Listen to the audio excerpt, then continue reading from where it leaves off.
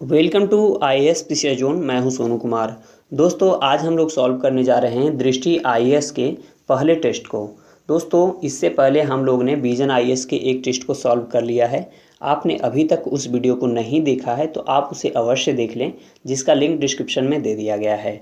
और साथ ही आपको बता दें कि हम लोग का टारगेट है जो कि 28 मई का यूपीएससी का एग्जामिनेशन है, तो याद रखेंगे 28 मई को है। तो उससे पहले हम लोग प्रत्येक दिन एक एक टेस्ट को सॉल्व करें। तो लगभग यदि हम एक एक सॉल्व करते हैं तो कम से कम 50 टेस्ट तो सॉल्व कर ही लेंगे। यदि हम इस 50 टेस्ट को सॉल्व कर लेते हैं और इसके डिस्कशन को देख लेते हैं दोस्तों, आप यकीन मानिए कि बहुत ही ज़्यादा ये बेनिफिट साबित होगा। इसका आप अंदाज़ा जो है एग्जामिनेशन हॉल में ही जा कर के लगा पाएंगे दोस्तों। और साथ ही आपको बता दें कि हम लोग जो है अब यूपी पीसीएस के लिए भी प्रत्येक दिन एक एक टेस्ट को लाना शुरू करेंगे। यदि आप यूपी पीसीएस का भी एग्जामिनेशन देने जा रहे हैं तो उस वीडियो को भी ज़रूर देखिएगा, जिसका भी लिंक डिस्क्रिप्शन में दे दिया जाएगा।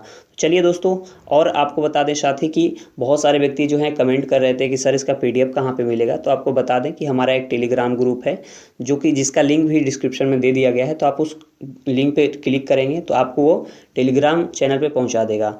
आप वहां पे देखेंगे जो ये वीडियो है, इस वीडियो का वहाँ पे लिंक होगा, उसके जस्ट नीचे उस पीडीएफ को डाल दिया जाएगा, इस पीडीएफ को।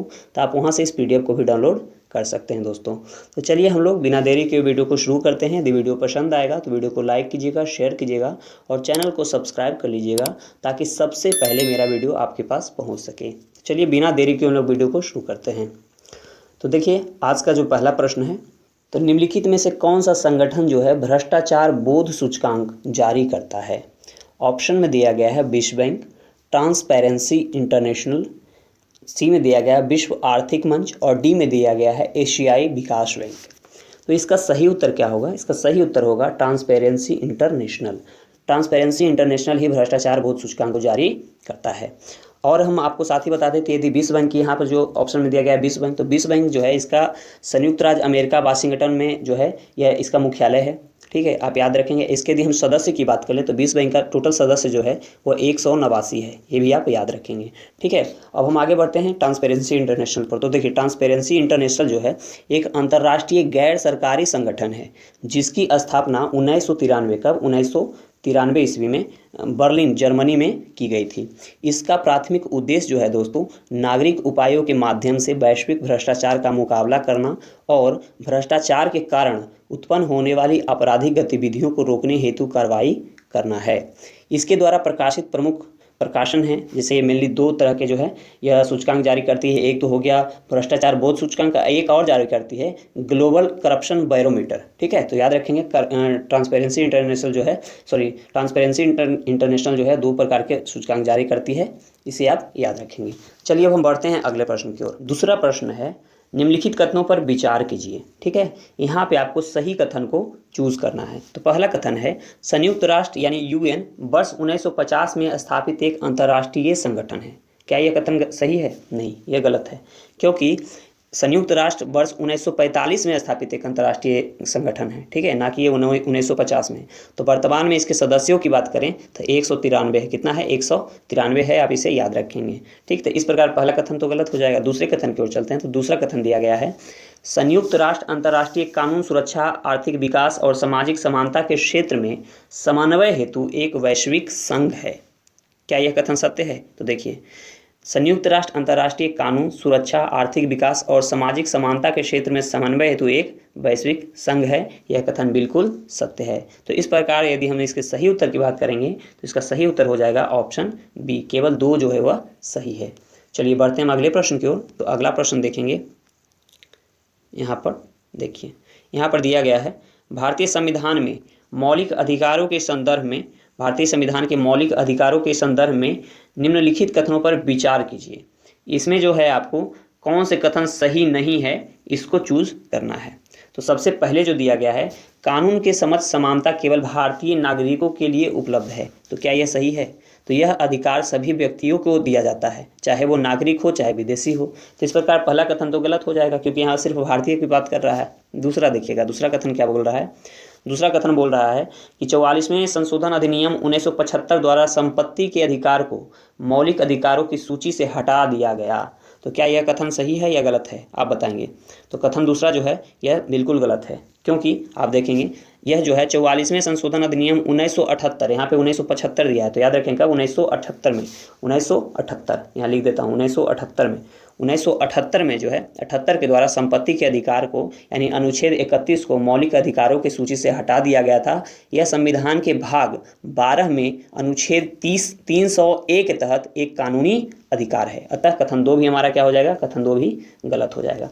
अब हम तीसरे कथन की ओर बढ़ते हैं। तो तीसरा कथन दिया गया है, अनुच्छेद 20 और 21 द्वारा गारंटीकृत अधिकारों को छोड़कर राष्ट्रीय आपातकाल के समय मौलिक अधिकारों को निलंबित किया जा सकता है। तो क्या यह कथन सही है या गलत है, आप ही बताएंगे। तो देखिए यह कथन जो है सही है। कैसे? मौलिक अधिकारों का निलंबन अनुच्छेद 20 और 21 द्वारा गारंटीकृत अधिकारों को छोड़कर राष्ट्रीय आपातकाल के संचालन के दौरान अधिकारों को निलंबित किया जा सकता है। तो इस प्रकार कथन तीसरा जो है वह सत्य है। ठीक है, तो यहाँ पे पूछ रहा था कौन से सही नहीं है, तो कौन से सही नहीं है, तो पहला और दूसरा सही ही नहीं है। तो इस प्रकार सही उत्तर क्या होगा, ऑप्शन बी, केवल 1 और 2 जो है वह गलत है, बाकी तीसरा हमारा सही है। चलिए बढ़ते हैं अगले प्रश्न की ओर। तो अगला प्रश्न देखेंगे, भारत में जो है, भारत में चुनावी ब्रांड के संदर्भ में निम्नलिखित कथनों पर विचार कीजिए। ठीक है, यहाँ पे पहले देख लेंगे कौन से कथन, हाँ यहाँ पे जो है दिया गया है कि सही कथन को चूज करना है। ठीक, तो चलिए हम देखते हैं प्रश्न में। तो प्रश्न में पहला कथन जो दिया गया है, वो पहला कथन दिया गया है कि चुनावी ब्रांड को भारत के निवासियों और भारत में स्थापित या निगमित इकाइयों द्वारा खरीदा जा सकता है। तो क्या यह कथन सही है? तो यह देखें कि यह ब्रांड जो है भारत के निवासियों और भारत में स्थापित या निगमित इकाइयों द्वारा जनवरी, अप्रैल, जुलाई और अक्टूबर के महीनों में प्रत्येक 10 दिनों की अवधि हेतु खरीदे जा सकते हैं। यानी कथन 1 तो हमारा सही है। अब हम बढ़ते हैं दूसरे कथन की ओर। तो दूसरा कथन कह रहा है, कोई भी राजनीतिक दल जिसने पिछले राज्यसभा चुनाव में पड़े कुल मतों में से कम 1% मत हासिल जो है 1% मत हासिल किए हों तो वह चुनावी ब्रांड के माध्यम से धन प्राप्त करने के लिए पात्र है। तो क्या यह कथन सही है? नहीं, यह कथन गलत है, क्योंकि यहाँ पे देखेंगे दिया गया है राज्यसभा के चुनाव में, जबकि ऐसा नहीं होता। लोकसभा के और विधानसभा के चुनाव में पड़े कुल मतों में से कम 1% मत जो हासिल कर लेता है वह चुनावी ब्रांड के माध्यम से धन प्राप्त करने हेतु पात्र होता है। यानी कथन दूसरा तो हमारा गलत है। तो इस प्रकार सही उत्तर हो जाएगा जिसमें पहला ऑप्शन दिया रहेगा। चलिए देख लेते हैं यहाँ पे हम। तो हाँ, केवल 1 जो है यानी ऑप्शन हमारा 1 जो है वह सही होगा। चलिए बढ़ते हैं अगले प्रश्न की ओर। तो अगला प्रश्न देख लेंगे।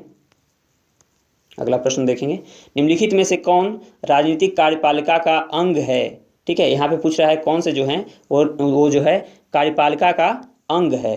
ठीक, और यहाँ पे देखेंगे पूछ रहा है, सॉरी ऑप्शन में दिया गया है जिला कलेक्टर, ठीक है, दूसरा में दिया गया है गृह मंत्रालय के सचिव, तीसरा दिया गया है गृह मंत्री और चौथा दिया गया है पुलिस महानिदेशक। तो देखिए यहाँ पे पूछ रहा है राजनीतिक कार्यपालिका, ध्यान देंगे राजनीतिक कार्यपालिका यानी जो राजनीति में संलग्न हो। तो यहाँ पे कौन है? कलेक्टर तो ये तो बिल्कुल नहीं होगा, गृह मंत्रालय बिल्कुल भी नहीं होगा, ये तो IAS IPS IAS भी होते हैं, पुलिस महानिदेशक तो हैं और DGP होते हैं, यानी गृह मंत्री जो है यह क्या होगा? राजनीतिक कार्यपालिका होगा। इस प्रकार हमारा सही उत्तर हो जाएगा ऑप्शन सी। चलिए बढ़ते हैं अगले प्रश्न की ओर। तो 6 नंबर प्रश्न देखेंगे। 6ठे नंबर में प्रश्न में दिया गया है, राष्ट्रीय मानवाधिकार आयोग यानी NHRC के संदर्भ में निम्नलिखित कथनों पर विचार कीजिए। यहाँ पे जो है आपको सही कथन को चूज करना है। ठीक है, तो यानी पहला दिया गया है, अध्यक्ष और सदस्य की नियुक्ति राष्ट्रपति द्वारा 6 सदस्यीय समिति की सिफारिश पर की जाती है। तो क्या यह कथन सही है? तो देखिए, अध्यक्ष और सदस्यों की नियुक्ति राष्ट्रपति द्वारा 6 सदस्यीय समिति की सिफारिशों पर की जाती है, जिसमें प्रधानमंत्री, लोकसभा के अध्यक्ष, राज्यसभा के उपसभापति, दोनों सदनों में विपक्ष के नेता और केंद्रीय गृह मंत्री जो है शामिल होते हैं। तो इस प्रकार कथन 1 तो हमारा जो है वह सही है। अब हम दूसरे कथन की ओर बढ़ते हैं। तो दूसरा कथन दिया गया कि इसके पास दीवानी न्यायालय की भी के सभी शक्तियाँ होती है, इसकी कार्यवाहियों का चरित्र जो है न्यायिक होता है। ठीक है, तो क्या यह कथन सही है? तो देखिए, इसके पास एक दीवानी न्यायालय की सभी शक्तियां होती है और इसकी कार्यवाही का चरित्र न्यायिक है। यह मानवाधिकारों के उल्लंघन की शिकायतों की जांच के उद्देश्य से केंद्र सरकार या किसी राज्य सरकार के अधिकारी या जांच एजेंसी की सेवाओं का उपयोग करने हेतु अधिकृत हैं। अतः कथन 2 भी जो है हमारा वह सही है। और तीसरे कथन की ओर देखेंगे तो इसे पेरिस सिद्धांतों के अनुरूप जो है स्थापित किया गया था। तो बिल्कुल इसे पेरिस सिद्धांतों के अनुरूप ही स्थापित किया गया था, यानी तीनों कथन हमारा सही है। तो इस प्रकार सही उत्तर कौन सा हो जाएगा? ऑप्शन डी, यानी 1, 2, 3 जो है वह सही है। चलिए बढ़ते हैं अगले प्रश्न की ओर। तो 7वां नंबर प्रश्न देखेंगे। 7 नंबर प्रश्न क्या बोल रहा है? 7 नंबर बोल रहा है कि राष्ट्रीय सफाई कर्मचारी आयोग, राष्ट्रीय सफाई कर्मचारी आयोग जो है यानी एनसीएस के संदर्भ में निम्नलिखित कथनों पर विचार कीजिए। ठीक है, यहाँ पे आपको चूज करना है कौन से कथन जो है गलत है। ठीक, तो सबसे पहला दिया गया है कि इसकी स्थापना वर्ष 1993 में 3 वर्ष की प्रारंभिक अवधि के लिए की गई थी। ठीक, तो राष्ट्रीय सफाई कर्मचारी आयोग की स्थापना वर्ष 1993 में 3 वर्षों की अवधि के लिए यानी एनसीएस के अधिनियम 1993 के प्रावधानों के अनुसार सरकार को सफाई कर्मचारियों के कल्याण के लिए विशिष्ट कार्यक्रमों के संबंध में सिफारिशें देने हेतु की गई थी। अतः कथन 1 जो है वह तो सही है। दूसरे कथन की ओर बढ़ते हैं। तो वर्ष 2004 से इसका विस्तार एक सांविधिक निकाय के रूप में किया गया। तो क्या यह कथन सही है?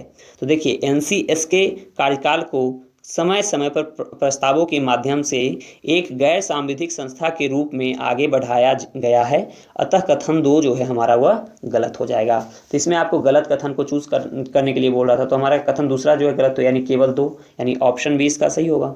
चलिए बढ़ते हैं अगले प्रश्न की ओर। तो अगला प्रश्न है, देखिए, लोकतंत्र बचाओ का नारा दिया गया था। लोकतंत्र बचाओ का नारा जो है वह किसके द्वारा दिया गया था? तो ये आपसे पूछ रहा है। इसमें 4 ऑप्शन दिए गए, स्वतंत्र पार्टी द्वारा, वामपंथियों द्वारा, तेलुगु देशम पार्टी द्वारा और जनता पार्टी द्वारा। तो देखिए, लोकतंत्र बचाओ नारा जो है दोस्तों, आपको बता दें कि वर्ष 1977 में हुए लोकसभा चुनाव के दौरान जनता पार्टी, कौन? जनता पार्टी के द्वारा जो है लोकतंत्र बचाओ का नारा दिया गया था। इस समय जनता पार्टी ने आपातकाल के दौरान की गए जातियों को दूर करने और नागरिक स्वतंत्रता को बहाल करने का वादा किया था। अतः हमारा इसका सही उत्तर कौन सा हो जाएगा? ऑप्शन डी, जनता पार्टी द्वारा जो है लोकतंत्र बचाओ का नारा दिया गया था। चलिए हम बढ़ते हैं अगले प्रश्न की ओर। तो 9 नंबर हमारा प्रश्न है, यहाँ पे देखेंगे। हाँ, 9 नंबर हमारा जो प्रश्न है वह कह रहा है कि 73वें संविधान संशोधन अधिनियम के संदर्भ में निम्नलिखित कथनों पर विचार कीजिए। ठीक है, इसमें से जो आपको है सही कथन को चुनना है। तो पहला दिया गया है, ग्राम सभा की भूमिका और कार्य राज्य विधानमंडल द्वारा निर्धारित किए जाते हैं। तो क्या यह कथन सही है? तो जो पहला है यानी ग्राम सभा में पंचायत क्षेत्र में मतदान के रूप में पंजीकृत सभी वयस्क सदस्य जो हैं शामिल होते हैं। इसकी भूमिका और कार्य राज्य विधायिका द्वारा निर्धारित किए जाते हैं। अतः कथन 1 जो है वह सही है। दूसरे कथन की ओर बढ़ते हैं। तो दूसरा कथन बोल रहा है, प्रत्येक पंचायत जो है पंचायत निकाय का कार्यकाल 5 वर्ष का होता है। तो पंचायती राज संस्थाओं के तीनों स्तर के चुनाव सीधे जनता द्वारा होती है। ठीक है, अब प्रत्येक पंचायत निकाय का कार्यकाल जो है वह 5 वर्ष का होता है। अतः कथन 2 भी जो हमारा है वह सही है। और हम तीसरे कथन की ओर बढ़ते हैं। तो तीसरे कथन दिया गया है, सभी पंचायत संस्थाओं में 1/6 पद जो है पिछड़े वर्ग के लिए आरक्षित होते हैं। तो क्या यह कथन सही है? तो नहीं, यह कथन बिल्कुल गलत है। 1/3 जो है, याद रखेंगे, 1/3 जो है वह महिलाओं के लिए आरक्षित होती है। बाद बाकी यदि पिछड़े वर्ग की बात किया जा रहा है तो जो है राज्य की स्वेच्छा पे वहाँ पे डिपेंड करता है। ठीक है, तो इस पे आप ध्यान देंगे। यदि राज्य की राय में आवश्यक हो तो वह पिछड़े वर्गों के लिए भी आरक्षण की व्यवस्था कर सकता है। ये जरूरी नहीं है कि उतना होना ही चाहिए। तो कथन तीसरा हमारा क्या हो जाएगा? गलत हो जाएगा। तो इसमें सही कथन को चूज करने के लिए बोल रहा था, यानी 1 और 2 हमारा क्या है? सही है। तो इस प्रकार सही उत्तर हो जाएगा केवल 2। चलिए बढ़ते हैं आगे अगले प्रश्न की ओर। तो अगला प्रश्न है, देखेंगे। अगला प्रश्न है, United nation convention on the rights of the child यानी यूएनसीआरसी के संदर्भ में निम्नलिखित कथनों पर विचार करना है। यहाँ पे जो है आपको सही कथन को चुनना है। ठीक है, तो यहाँ पर जो दिया गया है आप इसे देखेंगे। सबसे पहला दिया गया है कि भारत सरकार द्वारा वर्ष 1990 में convention on the rights of the child को अनुमोदित किया गया था। तो क्या यह सही है? तो आप देखेंगे, सबसे पहले दिया गया है संयुक्त, ये जो है 11 दिसंबर 1992 में भारत सरकार द्वारा CRC को अनुमोदित किया गया था। अतः कथन 1 जो है वह गलत है। यहाँ बोल रहा है, ये क्या बोल रहा है? UNCRC को। ठीक, तो यानी यह तो गलत हो जाएगा। दूसरा है, संयुक्त राज्य अमेरिका को छोड़कर संयुक्त राष्ट्र के सभी सदस्य देशों ने इस कन्वेंशन की अभिपुष्टि की है। तो क्या यह कथन सही है? तो देखिए, संयुक्त राज्य अमेरिका को छोड़कर संयुक्त राष्ट्र के सभी सदस्यों ने इस कन्वेंशन का अनुमोदन किया है। यानी अतः कथन 2 जो है हमारा सही होगा। तीसरे कथन की यदि हम बात कर लें तो तीसरा कथन दिया गया है कि वर्ष 1989 में संयुक्त राष्ट्र महासभा द्वारा convention on the rights of the child को जो है अपनाया गया है। तो क्या यह कथन सही है? तो यह कथन जो है बिल्कुल सही है। तो इस प्रकार सही उत्तर की यदि हम बात करेंगे तो हमारा दूसरा तीसरा सही है, यानी सही उत्तर हो जाएगा ऑप्शन सी। 2 और 3 सही है। चलिए बढ़ते हैं अगले प्रश्न की ओर। दोस्तों हम लोग ने 10 प्रश्न को सही कर लिया है।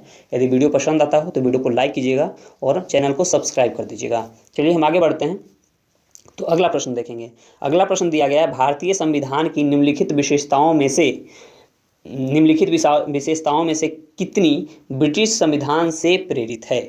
ठीक है, तो यहाँ पे आपको देखना है। तो सबसे पहले जो है यहाँ पे आपको देखिए कि यहाँ पे सही कथन को बोल रहा है कि सही कथन इसमें कौन है, तो सही उत्तर को चूज करना है। तो सबसे पहला दिया गया है मूल अधिकार। तो याद कीजिए मूल अधिकार जो है ये संयुक्त राज्य अमेरिका के संविधान से लिया गया, यानी फंडामेंटल राइट जो है संयुक्त राज्य अमेरिका के संविधान से लिया गया है। और अब हम यदि बात करते हैं स्पीकर का पद और उसकी भूमिका, तो देखिए सरकार का संसदीय स्वरूप, गौर से सुनेंगे, सरकार का संसदीय स्वरूप, एकल नागरिकता, कानून का शासन, रीट, स्पीकर का पद और उसकी भूमिका, कानून बनाने की प्रक्रिया तथा कानून द्वारा स्थापित प्रक्रिया जैसे जो प्रावधान हैं वह ब्रिटेन के संविधान से लिए गए हैं, यानी हमारा दूसरा कथन तो सही है। तीसरा है अवशिष्ट शक्तियों का विचार और स्वतंत्र समानता और बंधुत्व, या तो ये तो जो है ब्रिटेन के संविधान से नहीं लिया गया है। तो कथन 2 जो है हमारा सही होगा, यानी इसमें जो दिया गया है इसे आप गौर करेंगे केवल एक विशेषता है, बिल्कुल यहाँ पे जो है जो दिया गया है उसमें से केवल एक ही विशेषता है जो ब्रिटेन संविधान से लिया गया है, यानी सही उत्तर होगा ऑप्शन ए। चलिए बढ़ते हैं अगले प्रश्न की ओर। तो अगला प्रश्न देखेंगे, यानी 12 नंबर जो प्रश्न है, भारत निर्वाचन आयोग यानी ECI के संदर्भ में निम्नलिखित कथनों पर विचार कीजिए, कौन से कथन इसमें जो है सही है? तो पहला कथन दिया गया है, चुनाव आयुक्तों का निर्धारित कार्यकाल 5 वर्ष का होता है। तो क्या यह कथन सही है? तो चुनाव आयुक्तों का जो कार्यकाल है दोस्तों वह 6 वर्ष साल का या 65, जी भी हो जा पहले 6 वर्ष या 65 वर्ष, ठीक है, 6 वर्ष मतलब उसका कार्यकाल होगा, अधिकतम वह 6 वर्ष का कार्यकाल जो है वो उसका निर्धारित किया गया है, और या उससे पहले यदि 65 वर्ष उसको पूर्ण जाता है तो उससे पहले भी वो जो है पद से हटाया जा सकते हैं। ठीक है, तो सबसे पहले तो देखिएगा 6 वर्ष का और 65 वर्ष, यानी दोनों में से जो पहले हो जाए, और जो भी पहले हो वह तभी तय होता है। वे भारत के सर्वोच्च न्यायालय के न्यायाधीशों के समान स्थिति, वेतन और भत्ते जो है प्राप्त करने के हकदार होते हैं। अतः कथन 1 जो है वह गलत हो जाएगा क्योंकि यहाँ पे 5 वर्ष दिया गया है। चलिए दूसरे में देखेंगे, चुनाव आयोग मतों को पुनर्गणना का आदेश तब दे सकता है जब उसे लगे कि मतगणना प्रक्रिया पूरी तरह से निष्पक्ष और न्याय संगत नहीं रही है। तो क्या यह कथन सही है? तो देखिए जब उसे लगता है कि मतगणना प्रक्रिया पूरी तरह से निष्पक्ष और न्याय संगत नहीं रही है तो यह मतों की पुनर्गणना का भी आदेश दे सकता है, यानी कथन दूसरा जो है वह तो सही है। तीसरे कथन की ओर बढ़ते हैं। तो तीसरा कथन दिया गया है, भारतीय संविधान में न्यायाधीशों और मुख्य चुनाव आयुक्तों को हटाने के लिए महाभियोग शब्द का उपयोग नहीं किया गया है। ठीक है, यहाँ पे नहीं किया गया है बोल रहा है। तो देखिए महाभियोग शब्द का प्रयोग जो है केवल राष्ट्रपति को हटाने के लिए किया जाता है। ठीक, तो यानी यहाँ पे दे दिया है कि इसके लिए भी नहीं किया गया है, तो यह तो कथन सही हो जाएगा। तो इस प्रकार सही उत्तर की यदि हम बात करेंगे तो हमारा दूसरा और तीसरा जो है वह सही होगा। ठीक है, तो ये सही उत्तर हो जाएगा ऑप्शन सी। चलिए बढ़ते हैं अगले प्रश्न की ओर। तो अगला प्रश्न देखेंगे। अगला प्रश्न है, निम्नलिखित कथनों पर विचार कीजिए। पहला दिया गया है, यहाँ पे आप देखेंगे सही उत्तर को आपको चुनना है। यहाँ पे देखिए सही उत्तर को चुनना है। तो पहला दिया गया है, बैड बैंक एक वित्तीय इकाई है जिसे बैंकों से गैर निष्पादित परिसंपत्ति यानी NPA या बैड लोन खरीदने के लिए स्थापित किया गया है। तो क्या यह कथन सही है? तो बैड बैंक एक वित्तीय इकाई है जिसे बैंकों से गैर निष्पादित परिसंपत्तियां यानी NPA या बैड लोन खरीदने के लिए स्थापित किया गया है, यह बिल्कुल सही होगा। दूसरे कथन की ओर बढ़ते हैं। तो दूसरा कथन यहाँ पे जो दिया गया है इसे आप देखेंगे कि NPA उन ऋणों या अग्रिमों के वर्गीकरण के संदर्भित करता है जो डिफ़ॉल्ट हो जाते हैं या जिन्हें मूलधन या ब्याज का अनुसूचित भुगतान बकाया होता है। तो क्या यह कथन सही है? तो देखिए यह कथन बिल्कुल सही होगा, यानी दोनों कथन हमारा सही है, तो सही उत्तर हो जाएगा ऑप्शन सी। चलिए बढ़ते हैं अगले प्रश्न की ओर। तो 14 नंबर प्रश्न है, यहाँ पे देखेंगे 14 नंबर प्रश्न को देखेंगे।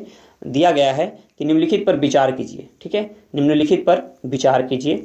ठीक, उपर्युक्त में से कितने अंतर्राष्ट्रीय मानवाधिकार संगठन है, यानी ऊपर जो दिए गए हैं कौन कौन से जो हैं वो मानवाधिकार संगठन हैं। तो सबसे पहला दिया गया है वर्ष 1961 में स्थापित एमनेस्टी इंटरनेशनल लंदन स्थित एक गैर सरकारी संगठन है। ठीक है, तो ये क्या है, गैर सरकारी संगठन है। ठीक, दूसरा दिया गया है ह्यूमैनिटी इन एक्शन। तो ह्यूमैनिटी इन एक्शन जो है एक अंतर्राष्ट्रीय गैर लाभकारी शैक्षणिक संगठन है। ठीक है, यानी यह जो है यह भी एनजीओ है, ये भी है। अगला दिया गया है फ्रीडम हाउस। ठीक, तो फ्रीडम हाउस क्या है, तो फ्रीडम हाउस एक स्वतंत्र निगरानी संगठन है जो लोकतांत्रिक परिवर्तन का समर्थन, स्वतंत्रता की निगरानी करने के लिए मानवाधिकारों और लोकतंत्र का समर्थन करता है। यानी यह भी जो है यह भी क्या होगा, यह एक मानवाधिकार संगठन है। ठीक है, अगला दिया गया है ह्यूमन राइट फाउंडेशन। तो ह्यूमन राइट फाउंडेशन भारत में मानवाधिकारों को बढ़ावा देने और उनकी रक्षा करने वाला एक गैर लाभकारी संगठन है। यानी यह भी हो जाएगा। तो इसमें सही उत्तर पूछ रहा है, तो सभी चारों के चारों जो है वह क्या है, अंतर्राष्ट्रीय मानवाधिकार संगठन है। चलिए आगे बढ़ते हैं हम। अगला दिया गया है, यहाँ पे ध्यान से देखेंगे, 15 नंबर प्रश्न जो है, 15 नंबर प्रश्न को देखेंगे। यहाँ दिया गया है निम्नलिखित कथनों पर विचार कीजिए और इसमें आपको सही उत्तर को चुनना है। ठीक है, तो सबसे पहले दिया गया है वर्ष 1973 के रेगुलेटिंग एक्ट की घोषणा द्वारा बॉम्बे में सर्वोच्च न्यायालय की स्थापना की गई। क्या यह कथन सही है? यह कथन बिल्कुल गलत है, क्योंकि वर्ष 1973 के रेगुलेटिंग एक्ट के घोषणा ने कलकत्ता में सर्वोच्च न्यायालय की पूरी शक्ति और अधिकार के साथ अभिलेख न्यायालय के रूप में स्थापित किया। अतः कथन एक जो है क्या होगा, गलत हो जाएगा। अब हम दूसरे कथन की ओर देखते हैं। तो दूसरा कथन दिया गया है कि सर्वोच्च न्यायालय द्वारा घोषित कानून भारतीय क्षेत्र के सभी न्यायालयों पर बाध्यकारी हैं।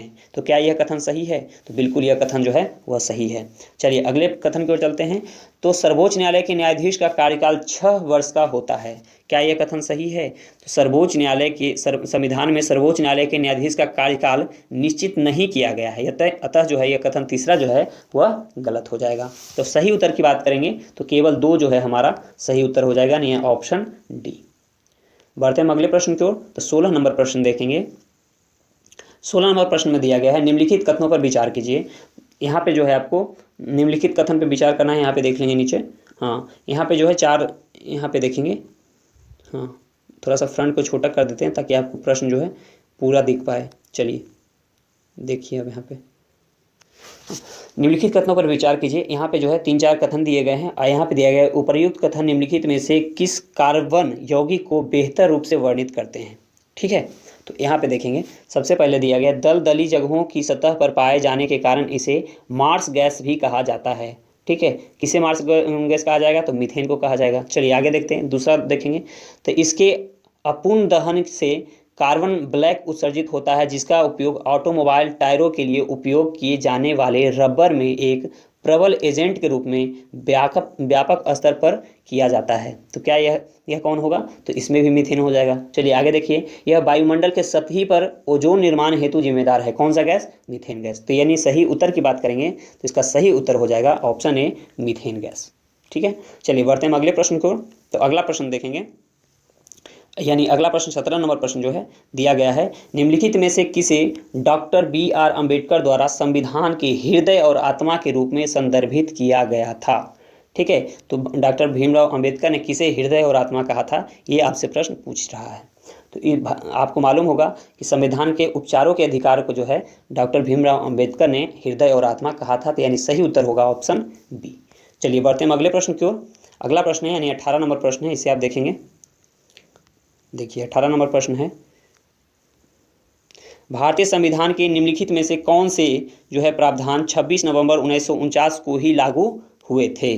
ठीक है, यहाँ पे आपको सही उत्तर को चूज करना है। तो सबसे पहले दिया गया है नागरिकता, दूसरा में दिया गया निर्वाचन, तीसरा में दिया गया राज्य के नीति निर्देशक सिद्धांत, चौथा में दिया गया अस्थायी और परिवर्तनशील प्रावधान और पांचवा में दिया गया संक्षिप्त शीर्षक और छठा में दिया गया है अंतरिम संसद। यानी 26 नवंबर 1949 को कौन कौन से इसमें जो है वो लागू किया गया था। तो आपको मालूम होगा उसमें लागू किया गया था आर्टिकल 5, 6, 7, 8, 9, फिर उसके बाद फिर किया गया था 60, उसके बाद 324, यानी कुछ आर्टिकल जो थे उस समय लागू किए गए थे। तो इस प्रकार यदि हम इसका सही उत्तर की बात करेंगे दोस्तों, तो इसका सही उत्तर हो जाएगा, देखेंगे इसमें से जो है नागरिकता को लागू किया गया था।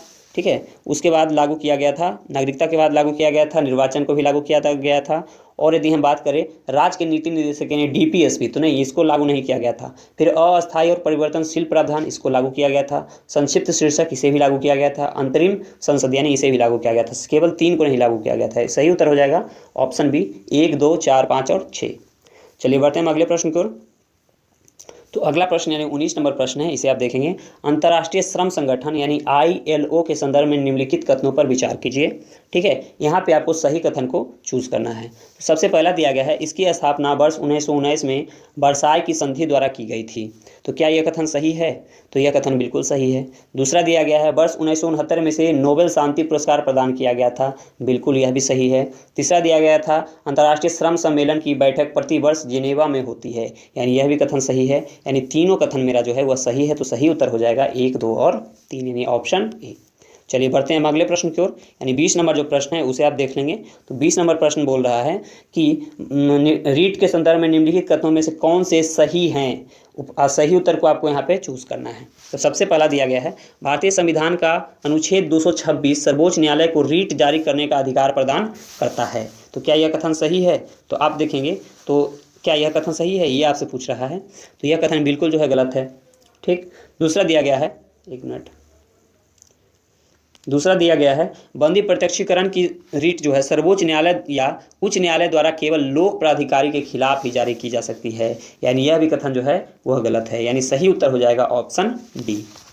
आपको बता दें कि अनुच्छेद 226 उच्च न्यायालय को नागरिकों और मौलिक अधिकारों के परिवर्तन की और किसी अन्य उद्देश्य हेतु बंदी प्रत्यक्षीकरण, परमादेश, उत्प्रेषण, प्रतिषेधन और तथा अधिकार परीक्षा जैसी रीटें जो है जारी करने का अधिकार प्रदान करता है। अतः कथन 1 तो हमारा ऐसे ही गलत था। दूसरे कथन की यदि हम बात करें तो दूसरा कथन में भी आप देख लेंगे कि भारत में सर्वोच्च न्यायालय संविधान के अनुच्छेद 32 के तहत किसी भी मूल अधिकार के परिवर्तन के लिए दिशा निर्देश, आदेश या रीट जारी कर सकता है। ठीक है, तो यानी दूसरा भी हमारा गलत था। तो सही उत्तर हो जाएगा ऑप्शन डी। चलिए बढ़ते हैं अगले प्रश्न की ओर। तो अगला प्रश्न यानी 21 नंबर प्रश्न को देखेंगे। तो 21 नंबर प्रश्न बोल रहा है, अस्पृश्यता के संबंध में निम्नलिखित कथनों पर विचार कीजिए। ठीक है, यहाँ पर जो आपको सही कथन को चूज करना है। सबसे पहला दिया गया, भारतीय संविधान में अस्पृश्यता को परिभाषित किया गया है। ठीक है, तो क्या यह कथन सही है? तो बिल्कुल यह कथन जो है यह सही नहीं है। ठीक है, क्यों? क्योंकि जो यह है परिभाषित अस्पृश्यता को नहीं किया गया, सिर्फ इसका वर्णन किया गया है कि यह जो है आर्टिकल 17 के अंतर्गत आएगा। ठीक, इसे परिभाषित नहीं किया गया, आप इसे याद रखेंगे। दूसरा बोल रहा है, भारतीय संविधान का अनुच्छेद 17 प्रकृति में निरपेक्ष है। तो क्या यह कथन सही है? तो अस्पृश्यता को भारतीय संविधान में परिभाषित नहीं किया गया, जैसा कि मैंने तो आपको पहले ही बताया है। ठीक है, और दूसरा यदि हम बात करें, दूसरे कथन की बात करें तो अस्पृश्यता को समाप्त करता है। अनुच्छेद 17 जो है वह अस्पृश्यता को क्या करता है? समाप्त करता है और किसी भी रूप में इसका अभ्यास को निषिद्ध करता है। अस्पृश्यता से उत्पन्न होने वाली किसी भी अक्षमता को लागू करना कानून के अनुसार दंडनीय अपराध होगा। अनुच्छेद 17 संविधान में दिए गए सभी अधिकारों का एकमात्र पूर्ण अनुच्छेद है, यानी किसी भी रूप में अस्पृश्यता का आचरण करना गैर कानूनी है। अतः दूसरा कथन जो है वह हमारा क्या हो जाएगा? सही हो जाएगा। ठीक है, यानी दूसरा कथन क्या हो जाएगा? दूसरा कथन सही हो जाएगा। तो सही उत्तर की बात करेंगे तो इसका सही उत्तर हो जाएगा ऑप्शन बी, केवल 2 जो है वह सही है। चलिए बढ़ते हैं अगले प्रश्न की ओर। तो 22 नंबर प्रश्न को देखेंगे आप। चलिए 22 नंबर प्रश्न को देखेंगे। 22 नंबर प्रश्न बोल रहा है कि निम्नलिखित कथनों में से कौन सा कथन जो है केस शिफ्ट रिकवरी को बेहतर रूप से परिलक्षित करता है। ठीक है, तो आपको सबसे पहले तो हम बता दें कि केस शिफ्ट रिकवरी तब होती है जब मंदी के बाद अर्थव्यवस्था के विभिन्न हिस्सों में अलग अलग दर, समय या परिणाम में रिकवरी होती है। ठीक है, चलिए हम इसके यदि पहले कथन की बात करें तो यह तब होती है जब मंदी के बाद अर्थव्यवस्था के विभिन्न हिस्सों में अलग अलग दर, समय या परिणाम में रिकवरी होती है। यानी पहला कथन तो हमारा क्या हो जाएगा? यह सही हो जाएगा। दूसरा बोल रहा है कि यह अत्यधिक आशावाद परिदृश्य होता है जिसमें अर्थव्यवस्था मंदी के बाद तेजी से वृद्धि करता है। तो यह गलत हो जाएगा। फिर दिया गया है एक ऐसा परिदृश्य है, यानी तीनों जो कथन है क्या हो जाएगा? गलत हो जाएगा। सिर्फ पहला कथन इसमें सही होगा। चलिए बढ़ते हैं अगले प्रश्न की ओर, यानी 23 नंबर प्रश्न जो है इसे आप देख लेंगे एक बार। 23 नंबर प्रश्न है, निम्नलिखित पर विचार कीजिए। 23 नंबर प्रश्न में बोल रहा है निम्नलिखित पर विचार कीजिए। यहाँ पे दिया गया है लेखक और एक साइड दिया गया है पुस्तक। तो कौन से जो पुस्तक है किस लेखक के हैं यही आपसे पूछ रहा है। ठीक है, तो यहाँ पे जो है कौन से सही सुमेलित है ये आपसे पूछ रहा है।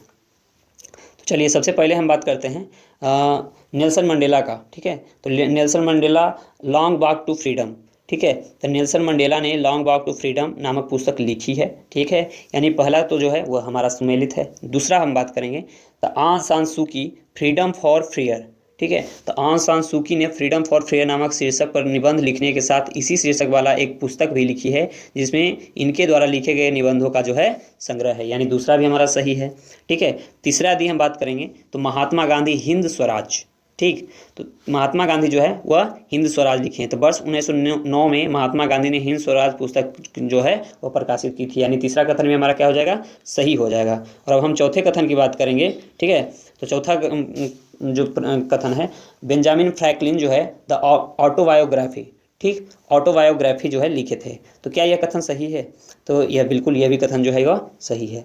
ठीक, तो यदि हम इसके सही उत्तर की बात करें तो सभी चारों युग्म जो है वह सुमेलित है, यानी ऑप्शन डी हमारा सही होगा। चलिए बढ़ते हैं अगले प्रश्न की ओर, यानी 24 नंबर प्रश्न है। 24 नंबर प्रश्न को देखेंगे। 24 नंबर प्रश्न है, जनहित याचिका के संबंध में निम्नलिखित कथनों पर विचार कीजिए। ठीक है, सबसे पहला दिया गया है जनहित याचिका की अवधारणा फ्रांसीसी न्यायशास्त्र से ली गई है, तो यह कथन गलत हो जाएगा। दूसरा दिया गया है भारत के सर्वोच्च न्यायालय ने अभी तक जनहित याचिका शब्द को परिभाषित नहीं किया है, तो यह भी कथन गलत हो जाएगा, यानी दोनों कथन हमारे क्या हैं, गलत हैं। तो यदि सही उत्तर की बात करेंगे तो इसका सही उत्तर हो जाएगा ऑप्शन डी, ना तो एक सही है और ना ही दो सही। 25 नंबर प्रश्न है, तकनीकी वस्त्रों का उपयोग किया जाता है। ठीक है, नीचे दिए गए कुट का प्रयोग कर सही उत्तर का चयन करना है। तो इसमें से पूछ रहा है आपको कि तकनीकी वस्त्रों का प्रयोग किस चीज़ में किया जाता है। तो सबसे पहले दिया गया मेडिटेक में, बिल्कुल। मोबिल टेक में बिल्कुल इसमें भी किया जाता है। आइकोटेक में इसमें भी किया जाता है। पैक टेक में इसमें भी किया जाता है, और एग्रोटेक में इसमें भी किया जाता है, और बिल्ड टेक इसमें भी किया जाता है, यानी उपयुक्त सभी में से किया जाता है। तो सही उत्तर हो जाएगा ऑप्शन डी 1, 2, 3, 4 और 5, 6, यानी सभी में जो है तकनीकी वस्तु का प्रयोग किया जाता है। चलिए बढ़ते हैं अगले प्रश्न की ओर। तो 26 नंबर हमारा प्रश्न है। 26 नंबर प्रश्न को देखेंगे कि निम्नलिखित कथनों पर विचार कीजिए। मंत्रिमंडल केंद्र सरकार का सर्वोच्च कार्यकारी प्राधिकरण है, तो क्या यह कथन सही है? तो यह कथन बिल्कुल जो है सही है। फिर दूसरा दिया गया है प्रधानमंत्री का कोई निश्चित कार्यकाल नहीं होता है, तो क्या यह कथन सही है? आप बताएंगे। तो प्रधानमंत्री कोई निश्चित कार्यकाल होता है या नहीं होता है? तो यह बिल्कुल जो है, यह कथन जो है सत्य है। प्रधानमंत्री का जो है यह बिल्कुल भी कार्यकाल जो है निश्चित नहीं है कि उसका कार्यकाल फिक्स रहता है। प्रधानमंत्री का कार्यकाल निश्चित नहीं होता है और वह राष्ट्रपति के प्रसाद पर्यंत पद धारण करते हैं। ठीक है, तो इसलिए सही दोनों कथन हमारा क्या हो जाएगा, सही हो जाएगा, तो ऑप्शन सी हो जाएगा। चलिए आगे बढ़ते हैं हम अगले प्रश्न पर बढ़ते हैं। 27 नंबर हमारा प्रश्न है। 27 नंबर प्रश्न को देखेंगे। यहाँ पे दिया गया है निम्नलिखित कथनों पर विचार कीजिए। निम्नलिखित कथनों पर विचार कीजिए, यहाँ पे आपको सही कथन को चुनना है। ठीक, तो सबसे पहला दिया गया है संघीय प्रणाली देश की एकता और क्षेत्रीय विविधता को बनाए रखने में मदद करती है, बिल्कुल यह कथन सत्य है। दूसरा दिया गया है भारत में अर्ध संघीय सरकार है, क्या यह कथन सत्य है? बिल्कुल यह भी कथन सत्य है, यानी सही उत्तर हो जाएगा हमारा ऑप्शन सी। 1 और 2 दोनों सही है। चलिए बढ़ते हैं हम 28 नंबर प्रश्न की ओर। तो 28 नंबर प्रश्न देखेंगे। 28 नंबर प्रश्न देखेंगे, विशेष आहरण अधिकरण यानी एसडीआर के संदर्भ में निम्नलिखित कथनों पर विचार कीजिए। यहाँ पे आपको कौन से कथन जो है सही है ये आपसे पूछ रहा है। तो सबसे पहला जो दिया गया है वह दिया गया है कि वर्ष 1969 में अंतर्राष्ट्रीय मुद्रा कोष यानी IMF द्वारा सृजित विशेष आहरण अधिकार यानी एसडीआर ब्याज आधारित अंतर्राष्ट्रीय आरक्षित कोष है। तो क्या यह कथन सही है? बिल्कुल यह कथन सही है। दूसरे कथन की ओर बढ़ते हैं। तो दूसरा कथन दिया गया है एसडीआर केवल अमेरिकी डॉलर, जापानी येन, यूरो अंतर्राष्ट्रीय मुद्राओं की बास्केट पर आधारित है। तो क्या यह कथन गलत सही है? तो नहीं, यह कथन बिल्कुल गलत है, क्योंकि एसडीआर अमेरिकी डॉलर, जापानी येन, यूरो, पाउंड और चीन की मुद्रा रेमेनवी जैसे अंतर्राष्ट्रीय मुद्राओं की बास्केट पर आधारित है। ठीक है, तो इस दूसरा कथन हमारा गलत हो जाएगा। यदि सही उत्तर की बात करेंगे तो इसका सही उत्तर हो जाएगा ऑप्शन ए, केवल 1 सही है। निम्नलिखित युग्मों पर विचार कीजिए, उपर्युक्त युग्मों में से कितने सही सुमेलित हैं, ये आपसे पूछ रहा है। तो सबसे पहला दिया गया है संघ सूची। संघ सूची के अंतर्गत क्या विदेश मंत्रालय आते हैं? बिल्कुल, संघ सूची के अंतर्गत ही विदेश मंत्रालय, बैंकिंग, संचार, मुद्रा ये सब सारे शामिल होते हैं संघ सूची में। तो यानी पहला कथन तो हमारा सही है, पहला तो सही है। दूसरे सूची की बात करें तो सर राज्य सूची में बैंकिंग आएगा, तो मैंने पहले ही बताया कि संघ सूची में ही बैंकिंग आता है, यानी दूसरा कथन तो हमारा गलत हो जाएगा। तीसरा पूछ रहा है समवर्ती सूची विवाह, क्या यह सही है? तो विवाह जितने भी होते हैं, जैसे विवाह हो गया, गोद लेने की प्रथा हो गया, शिक्षा हो गया, वन हो गया, ट्रेड यूनियन हो गया, ये सब सारे जो हैं वो समवर्ती सूची में आते हैं, यानी तीसरा सही है। तो इसमें पूछ रहा है कितने युग्म सही है, तो 2 युग्म, केवल 2 युग्म जो है वो सुमेलित हैं, तो यानी ऑप्शन बी इसका राइट आंसर हो जाएगा। चलिए बढ़ते हैं अगले प्रश्न की ओर, यानी 30 नंबर प्रश्न में को देखते हैं। तो 30 नंबर प्रश्न दिया गया है, सरकार के संसदीय स्वरूप के संबंध में निम्नलिखित कथनों पर विचार कीजिए। ठीक है, तो इसमें आपको दिया गया है, इसमें आपको सही उत्तर की अपेक्षा कर रहा है कि इसमें सही उत्तर कौन सा है। ठीक है, तो सबसे पहला दिया गया है, यह दिया गया है, सरकार का संसदीय स्वरूप निरंकुशता को प्रतिबंधित करता है। बिल्कुल, यह निरंकुशता को प्रतिबंधित करेगा, यानी यह कथन जो हमारा सही हो जाएगा। दूसरा दिया गया है कि इस रूप में विधायी और कार्यपालिका अविभाज्य हैं। तो क्या यह कथन सही है, तो बिल्कुल यह भी कथन जो है सही है, यानी सही उत्तर हो जाएगा 1 और 2 दोनों, यानी ऑप्शन सी। चलिए बढ़ते हैं अगले प्रश्न की ओर। तो 31 नंबर प्रश्न देखेंगे। 31 नंबर प्रश्न में है कि विश्व आर्थिक मंच के संदर्भ में निम्नलिखित कथनों पर विचार कीजिए। ठीक है, यहाँ पे आपको कौन से युग्म जो है सही सुमेलित नहीं है, ये आपसे पूछ रहा है। तो सबसे पहला जो दिया गया है वो विश्व आर्थिक मंच, यानी विश्व आर्थिक मंच पेरिस में स्थित एक फ्रेंच गैर लाभकारी संस्था है। तो क्या यह कथन गलत सही है, तो बिल्कुल यह कथन गलत है, क्योंकि यह जो है पेरिस में दिया गया है, यह जो होना चाहिए था वह जिनेवा स्विट्जरलैंड में है। ठीक है, तो पहला कथन तो गलत है। दूसरा है इसकी वर्ष 2022 की वार्षिक बैठक की थीम जो है वर्किंग टुगेदर रीस्टोरिंग ट्रस्ट थी। बिल्कुल यह सही है। तीसरा दिया गया है वैश्विक यात्रा और पर्यटन रिपोर्ट विश्व आर्थिक मंच द्वारा प्रकाशित किया जाता है, यानी यह भी कथन सही है। यदि पहले यहाँ पूछ रहा था कि कौन सा सही सुमेलित नहीं है, तो केवल एक जो है सुमेलित नहीं होगा, यानी ऑप्शन 1 इसका सही उत्तर हो जाएगा। चलिए बढ़ते हैं अगले प्रश्न की ओर, यानी 32 नंबर प्रश्न को देखते हैं। तो 32 नंबर प्रश्न में दिया गया है निम्नलिखित कथनों पर विचार कीजिए। ठीक है, यहाँ पे आप देख लेंगे सबसे पहले कि क्या इसमें सही कथन पूछ रहा है या गलत कथन पूछ रहा है। तो बिल्कुल इसमें पूछ रहा है कि कौन से कथन जो है इसमें सही सुमेलित नहीं है। ठीक, तो चलिए हम देख लेते हैं। यहाँ पे दिया गया पहला जो है संविधान की 7वीं अनुसूची में 22 भाषाएं शामिल हैं। क्या यह कथन सही है, तो यह कथन बिल्कुल जो है यह गलत है, क्योंकि यह 7वीं अनुसूची में ना, यह 8वीं अनुसूची में शामिल है। तो पहला तो गलत है। दूसरा दिया गया है 21वें संशोधन अधिनियम 1992 द्वारा सिंधी भाषा को अनुसूचित भाषा के रूप में मान्यता दी गई थी। तो क्या यह कथन सही है, तो यह भी कथन गलत है। ठीक है, यह भी कथन क्या हो जाएगा, गलत हो जाएगा। तीसरे कथन की ओर देखते हैं। तो भारतीय संविधान की भाग 17 में अनुच्छेद 343 से अनुच्छेद 351 तक आधिकारिक भाषाओं से संबंधित है। तो यह कथन बिल्कुल सत्य है। तो इसका सही उत्तर, क्योंकि वहाँ पर पूछ रहा था कि कौन से कथन गलत हैं, तो 1 और 2 हमारा गलत हो जाएगा, यानी सही उत्तर की बात करेंगे तो इसका सही उत्तर हो जाएगा ऑप्शन डी, 1 और 2 हमारा गलत है। चलिए अगले प्रश्न की ओर बढ़ते हैं, यानी 33 नंबर प्रश्न देखते हैं। 33 नंबर प्रश्न को देखते हैं। भारतीय संविधान के अनुच्छेद 18 के संबंध में निम्नलिखित कथनों पर विचार कीजिए। ठीक है, कौन से कथन सही हैं ये आपसे पूछ रहा है। तो यह भारतीय नागरिक को किसी भी विदेशी राज्य से कोई उपाधि स्वीकार करने से प्रतिबंधित करता है। बिल्कुल। दूसरा दिया गया है विजेताओं के नाम के उपसर्ग या प्रत्यय के रूप में पद्म पुरस्कार प्रयोग नहीं किए जा सकते हैं। तो ये क्या यह कथन सही है, बिल्कुल यह भी कथन जो है सही है, यानी सही उत्तर हो जाएगा इसका ऑप्शन सी, 1 और 2 दोनों सही है। चलिए बढ़ते हैं अगले प्रश्न की ओर, यानी 34 नंबर प्रश्न को देखते हैं। 34 नंबर प्रश्न है निम्नलिखित कथनों पर विचार कीजिए, और इसमें पूछ रहा है कौन से कथन सही हैं। ठीक, तो सबसे पहला दिया गया है भारतीय फार्मास्यूटिकल जो है उद्योग मात्रा के आधार पर दुनिया का तीसरे सबसे बड़ा उद्योग है। तो क्या यह कथन सही है, बिल्कुल यह कथन जो है यह सही है। ठीक है, और हम दूसरे यदि हम बात करेंगे तो दूसरा कथन है सक्रिय फार्मास्यूटिकल सामग्री यानी APIs किसी ड्रग या दवा के निर्माण के लिए प्रमुख तत्व है। तो यह भी कथन सत्य है। ठीक है, तो इस प्रकार सही उत्तर हो जाएगा ऑप्शन सी, 1 और 2 दोनों सत्य हैं। चलिए बढ़ते हैं अगले प्रश्न की ओर। अगला प्रश्न है यानी 35 नंबर प्रश्न है, वह दिया गया है कि सरदार सरोवर बांध का निर्माण किया गया है। ठीक है, यह कौन से नदी पर किया गया है ये आपसे पूछ रहा है। तो सरदार सरोवर बांध का जो निर्माण किया गया है दोस्तों, वह नर्मदा नदी पर किया गया है। आप इसे याद रखेंगे, तो इसका सही उत्तर हो जाएगा ऑप्शन ए। बढ़ते हैं अगले प्रश्न की ओर। तो अगला प्रश्न देखेंगे अनुच्छेद 21A के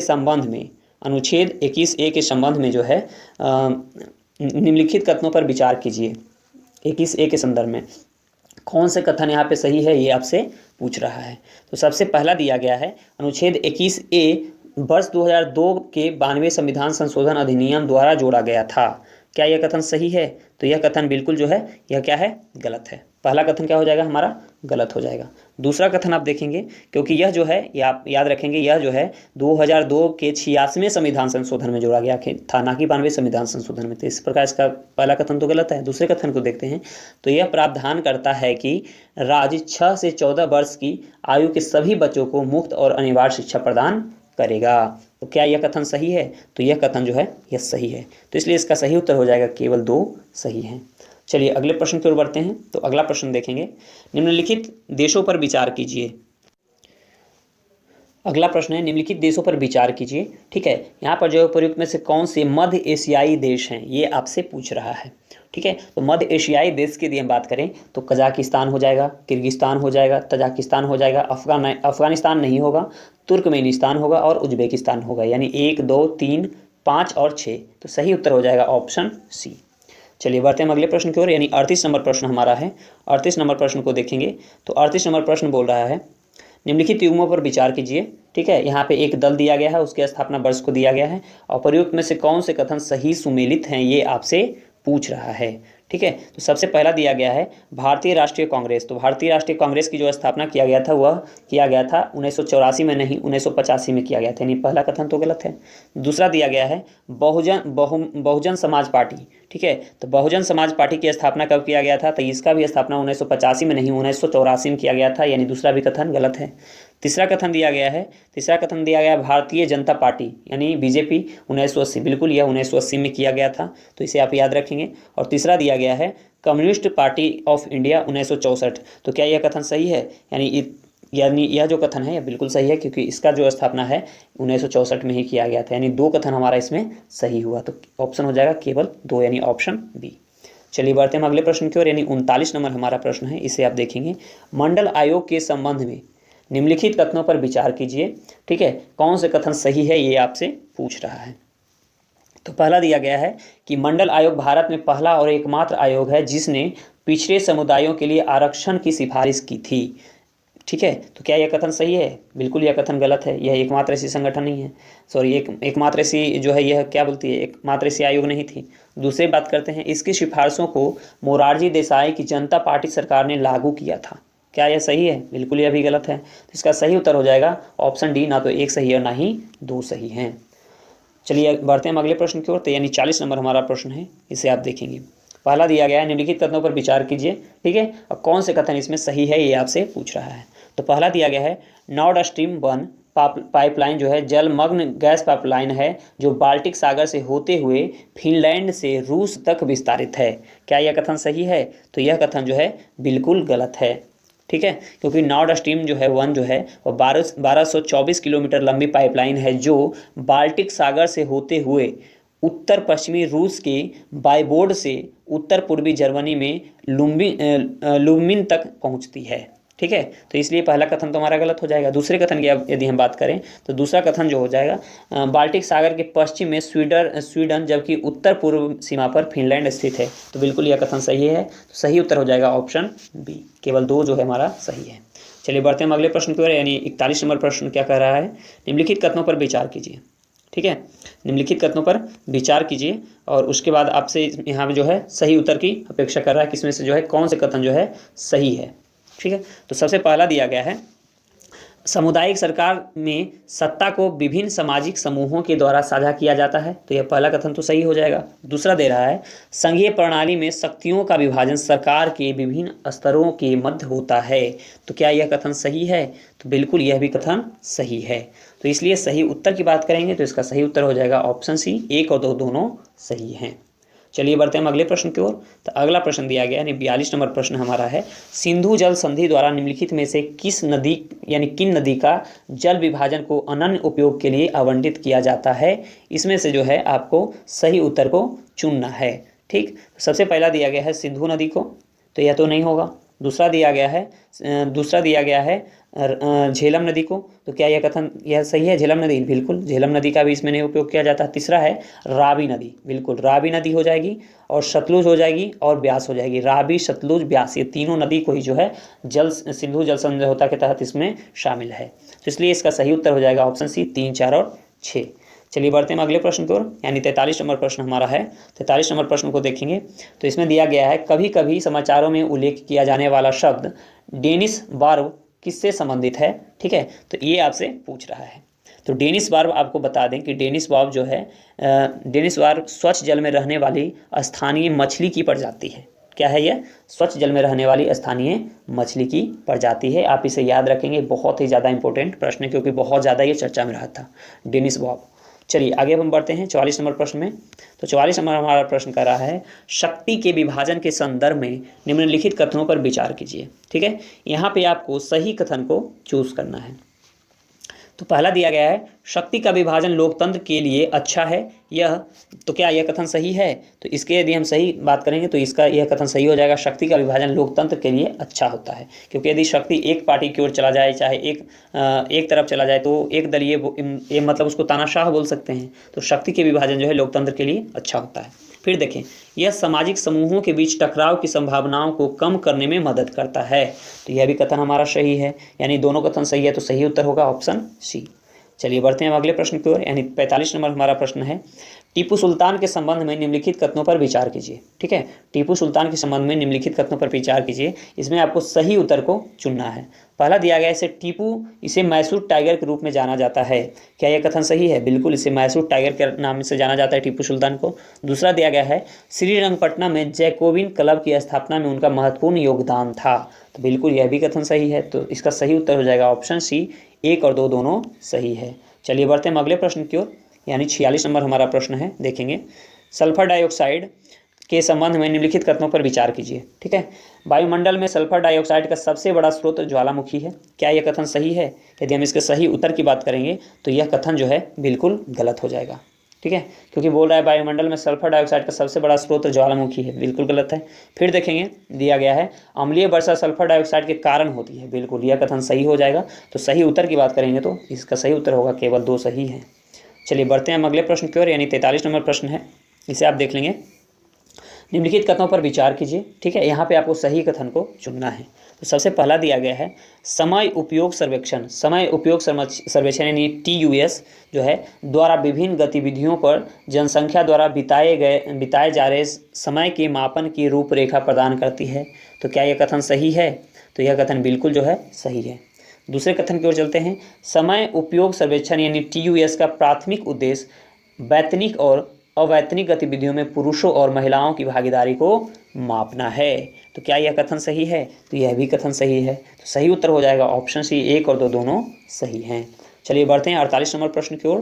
तो 48 नंबर प्रश्न को देखेंगे, यहाँ दिया गया है, संगम साहित्य के संबंध में निम्नलिखित कथनों पर विचार कीजिए। कौन से कथन सही हैं? तो पहला दिया गया है, तोल्कापियम की रचना इलांगो आदिगल ने की थी। क्या यह कथन सही है? तो यह कथन जो है बिल्कुल क्या हो जाएगा, यह कथन बिल्कुल गलत हो जाएगा। ठीक है,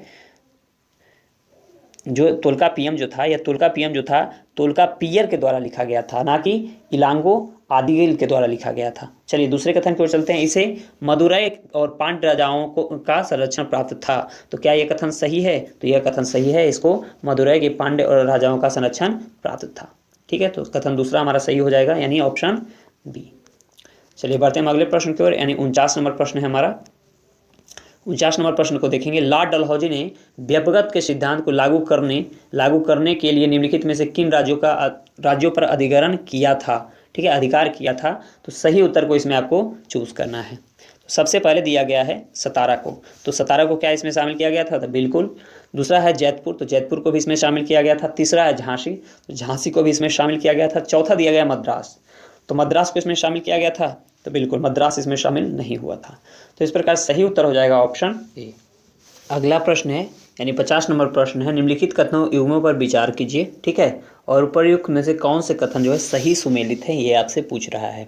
तो सबसे पहला दिया गया है, भीमराव अंबेडकर संविधान सभा के अध्यक्ष थे। बिल्कुल यह गलत हो जाएगा, क्योंकि भीमराव अंबेडकर जो थे, आपको मालूम होगा कि वह संविधान सभा के मसौदा समिति के अध्यक्ष बने और भारतीय संविधान को तैयार करने में महत्वपूर्ण भूमिका निभाई थी। ठीक है, तो इसलिए पहला कथन तो गलत हो जाएगा। दूसरा कथन बोल रहा है राजेंद्र प्रसाद प्रारूप समिति के अध्यक्ष थे, तो क्या यह सही है? बिल्कुल यह भी गलत हो जाएगा, क्योंकि राजेंद्र प्रसाद को सर्वसम्मति से भारत के अंतरिम राष्ट्रपति के रूप में चुना गया था। उन्होंने 26 जनवरी 1950 को पद की शपथ ली थी, यानी दूसरा भी कथन हमारा गलत हो जाएगा। सोमनाथ लाहिरी संविधान सभा के भारतीय कम्युनिस्ट पार्टी के प्रतिनिधि थे, बिल्कुल यह सही होगा। फिर जयपाल सिंह आदिवासी महासभा के संस्थापक अध्यक्ष थे, यह भी कथन सही हो जाएगा।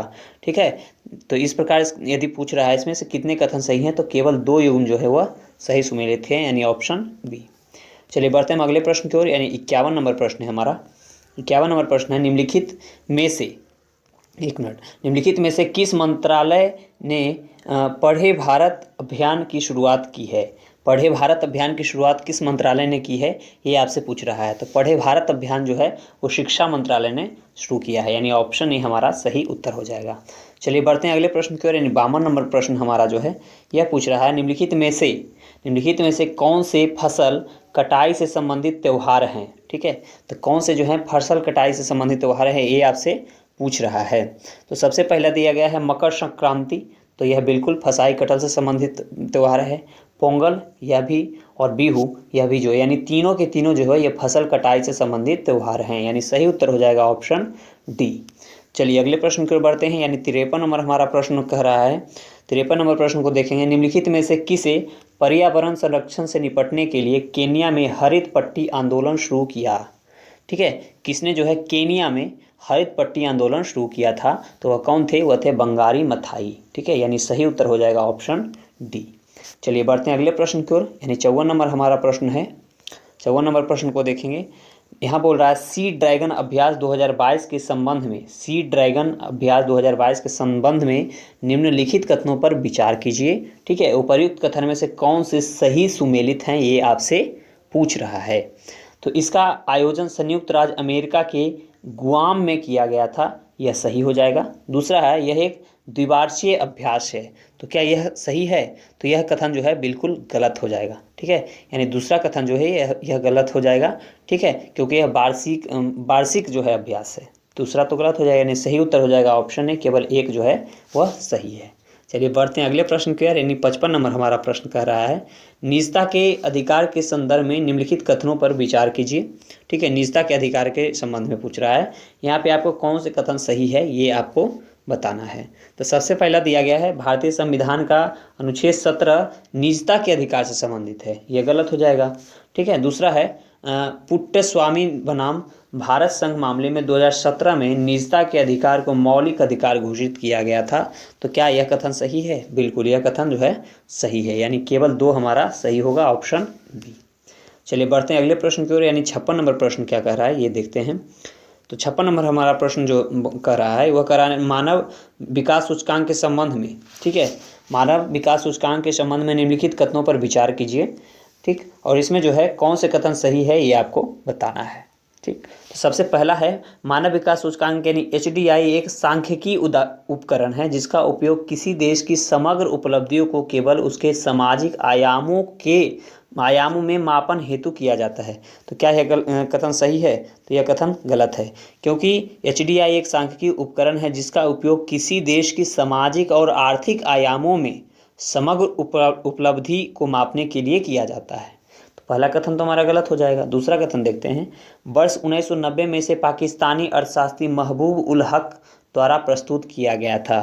तो क्या यह कथन सही है? बिल्कुल यह कथन जो है सही होगा, यानी ऑप्शन बी। चलिए बढ़ते हैं अगले प्रश्न की ओर। अगला प्रश्न है यानी 57 नंबर प्रश्न है, निम्नलिखित कथनों पर विचार कीजिए। सही उत्तर को आपको इसमें भी चयन करना है। तो पहला दिया गया है ओपन सोर्स सॉफ्टवेयर को सोर्स कोड के साथ वितरित किया जाता है। क्या यह कथन सही है? तो बिल्कुल यह कथन जो है सही है। दूसरा है क्लोज्ड सोर्स सॉफ्टवेयर में यूजर्स सोर्स कोड को कॉपी कर सकते हैं। तो बिल्कुल यह कथन जो है गलत हो जाएगा, यानी दूसरा कथन हमारा क्या हो जाएगा?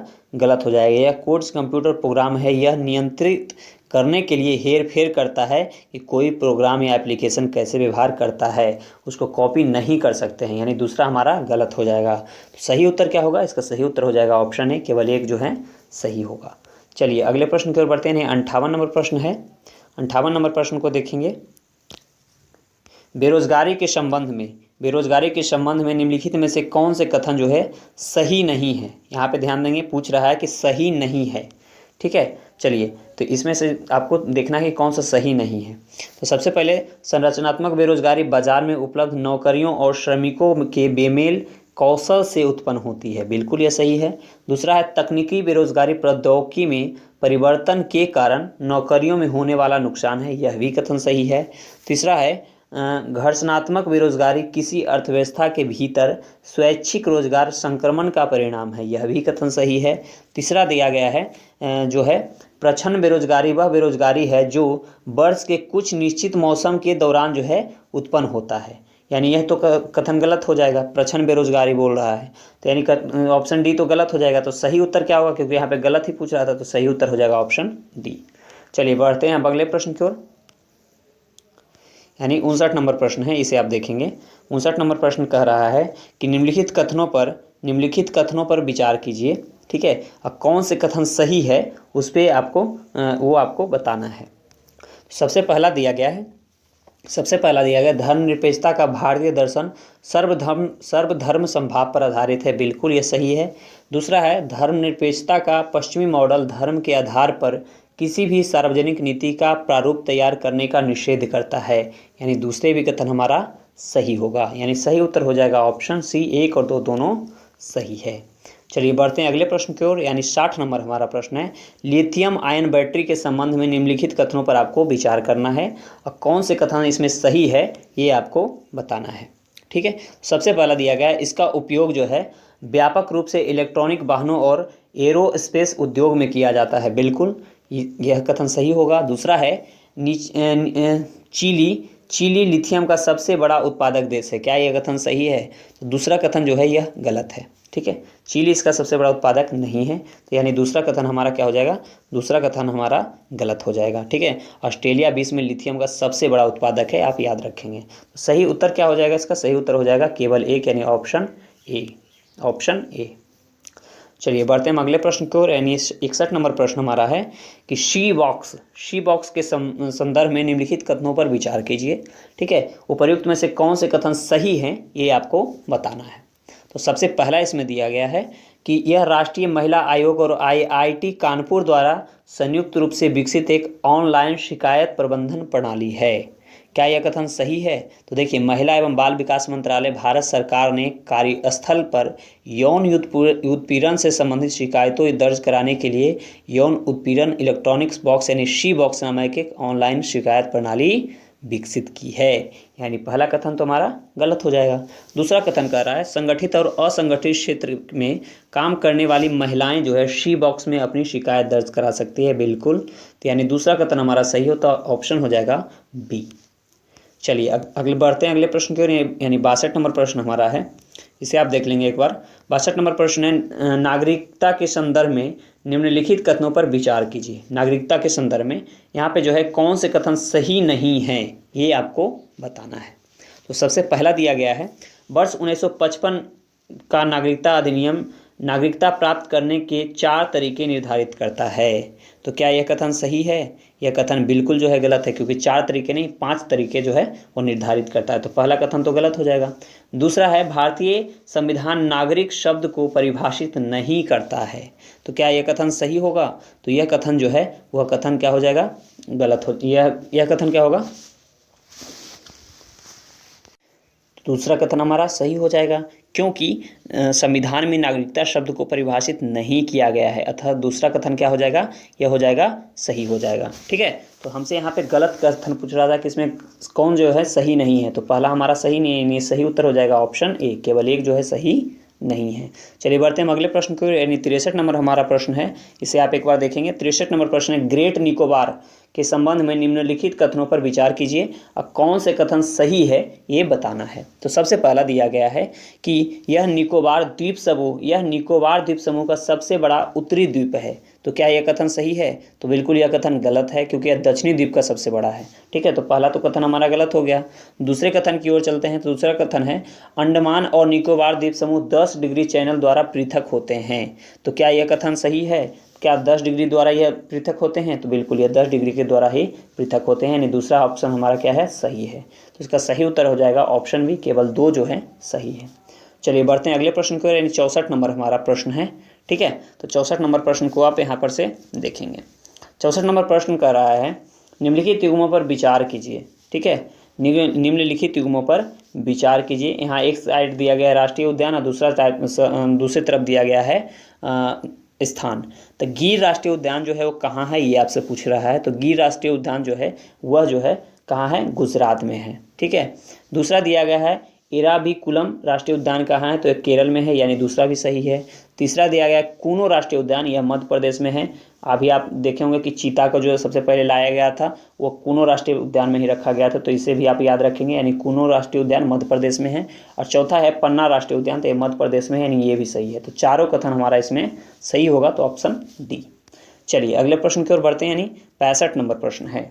65 नंबर प्रश्न को देखेंगे तो निम्नलिखित कथनों पर विचार कीजिए। ठीक है, निम्नलिखित कथनों पर विचार कीजिए। प्रस्तावना भारत को एक संप्रभु, यहाँ पर देखिएगा कौन से कथन गलत है, एक मिनट, कौन से कथन गलत है ये आपको चूज करना है। तो सबसे पहले दिया गया है कि प्रस्तावना भारत को एक संप्रभु समाजवादी धर्मनिरपेक्ष और लोकतांत्रिक गणराज्य घोषित करती है, तो यह कथन तो सही है। ठीक है, दूसरा कह रहा है 44वें संविधान संशोधन अधिनियम 1974 द्वारा धर्मनिरपेक्ष शब्द को प्रस्तावना में शामिल किया गया था, तो यह तो गलत हो जाएगा, क्योंकि यह 42वें संविधान संशोधन 1976 के द्वारा शामिल किया गया था, तो दूसरा कथन गलत है। तीसरा कथन है भारतीय समाजवाद का उद्देश्य सभी निजी संपत्तियों को समाप्त करना है, यह गलत हो जाएगा। ठीक है, यानी दूसरा और तीसरा हमारा गलत हो जाएगा, तो सही उत्तर हो जाएगा ऑप्शन बी, दूसरा और तीसरा गलत है। चलिए अगले प्रश्न को बढ़ते हैं, 66 नंबर प्रश्न देखेंगे।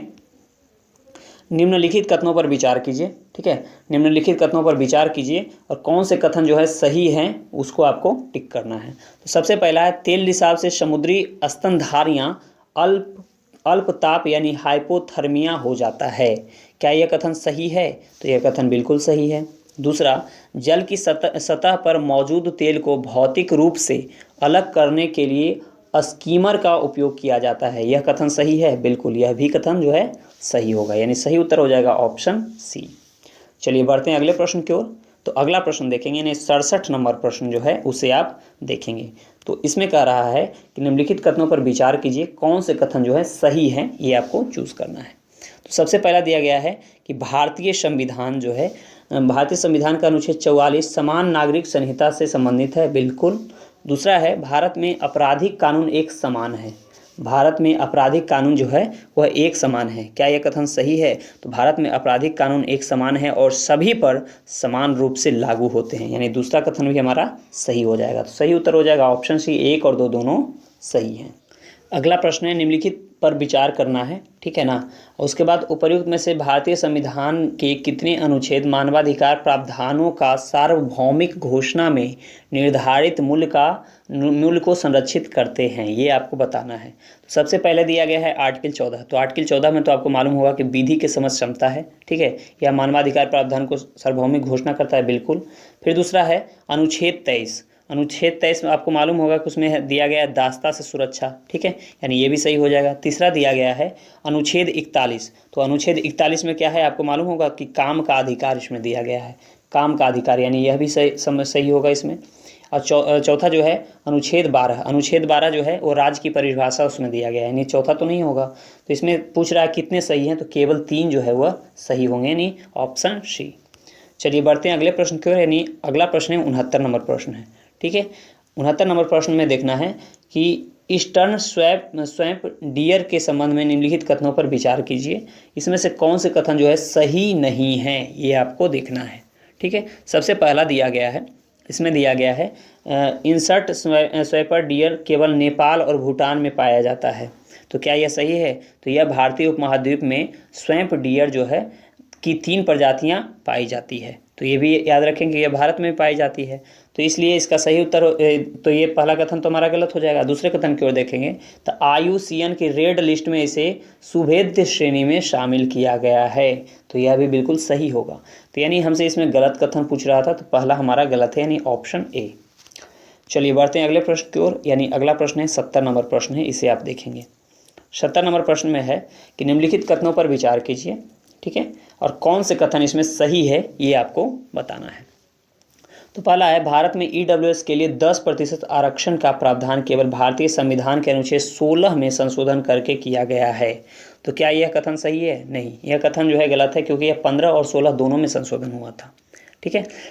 दूसरा है, क्रीमी लेयर एक ऐसी अवधारणा है जिसे निर्धारित होने वाली सीमा के दायरे में ही ओबीसी आरक्षण के लाभ प्राप्त होते हैं। तो क्या यह कथन सही है? तो यह कथन सही है, यानी हमारा सही उत्तर हो जाएगा ऑप्शन बी, केवल 2 सही हैं। चलिए बढ़ते हैं अगले प्रश्न की ओर, यानी 71 नंबर प्रश्न है। देखेंगे, निम्नलिखित कथनों पर विचार करना है, इसमें से आपको जो है कौन से कथन सही है ये आपको बताना है, ठीक है। तो सबसे पहले इसमें दिया गया है, प्रत्येक संसदीय बैठक का पहला घंटा प्रश्नकाल के लिए निर्धारित किया गया है। बिल्कुल, पहला जो घंटा होता है प्रश्नकाल का 1 घंटा होता है। दूसरा देखेंगे, संसदीय नियम पुस्तिका में शून्यकाल का उल्लेख नहीं है। तो बिल्कुल इसका उल्लेख नहीं है। तीसरा, प्रश्नकाल में 3 प्रकार के प्रश्न पूछे जा सकते हैं, यह भी सही है, यानी तीनों कथन हमारा सही है। तो सही उत्तर हो जाएगा ऑप्शन डी। बढ़ते हैं अगले प्रश्न की ओर, यानी 72 नंबर प्रश्न है, इसे देखेंगे। उचित और लाभकारी मूल्य यानी FVR के संबंध में निम्नलिखित कथनों पर विचार करना है आपको, इसमें से कौन से कथन सही है ये बताना है। तो सबसे पहला दिया गया है कि उचित और लाभकारी मूल्य यानी FVR सरकार द्वारा घोषित मूल्य है, यह गलत हो जाएगा। दूसरा दिया गया है, इसे आप देखेंगे, दूसरा है, इनका निर्धारण कृषि लागत और मूल्य आयोग यानी CACP की सिफारिशों के आधार पर की जाती है, यानी दूसरा भी कथन गलत है। तो सही उत्तर क्या होगा? ऑप्शन डी, ना 1 सही है और ना ही 2 सही है। अगले प्रश्न की ओर बढ़ते हैं। यह समिति जांच करती है और सदन को रिपोर्ट करती है, ठीक है, कि संसद द्वारा प्रत्यायोजित या संविधान द्वारा प्रदत्त विनिमय नियम, उपनियम या नियमावली बनाने की शक्तियों का उपयोग कार्यपालिका द्वारा उचित रूप से किया जा रहा है। उपर्युक्त कथन निम्नलिखित संसदीय समितियों में से किसका बेहतर रूप से वर्णन करता है, ये आपसे पूछ रहा है। तो यह जो वर्णन है ये अधीनस्थ विधान समिति का है, आप इसे याद रख सकते हैं। तो इसका सही उत्तर हो जाएगा ऑप्शन बी। चलिए बढ़ते हैं अगले प्रश्न की ओर, यानी 74 नंबर प्रश्न को देखते हैं। 74 नंबर प्रश्न जो है वह कह रहा है, निम्नलिखित कथनों पर विचार कीजिए, ठीक है, इसमें से जो है आपको सही उत्तर को चुनना है। तो राष्ट्रपति की क्षमता शक्ति विवेकाधीन शक्ति नहीं है, क्या यह कथन सही है? तो यह कथन बिल्कुल सही है, ठीक है। राष्ट्रपति की क्षमादान शक्ति जो है विवेकाधीन शक्ति नहीं है, तो क्या यह कथन सही है? देखिए, राष्ट्रपति की क्षमादान शक्ति जो है पूर्ण नहीं है, राष्ट्रपति द्वारा मंत्रिपरिषद की सलाह पर इसका प्रयोग किया जाता है, इसलिए यह जो है विवेकाधीन शक्ति नहीं है, ठीक है। तो पहला कथन तो हमारा गलत हो जाएगा। दूसरे कथन की ओर पहला कथन तो हमारा क्या हो जाएगा? सही हो जाएगा। क्षमा शक्ति विवेकाधीन शक्ति नहीं है। दूसरा है, लघुकरण का अर्थ है सजा के स्वरूप में परिवर्तन किए बिना उसकी अवधि को कम करना, ठीक है। तो क्या यह कथन सही है? तो यह कथन गलत हो जाएगा, यानी सही उत्तर हो जाएगा केवल 1, यानी ऑप्शन ए। 75 नंबर प्रश्न को देखेंगे। 75 नंबर प्रश्न कह रहा है, निम्नलिखित कथनों पर विचार कीजिए, ठीक है, इसमें से आपको जो है सही कथन को चूज करना है।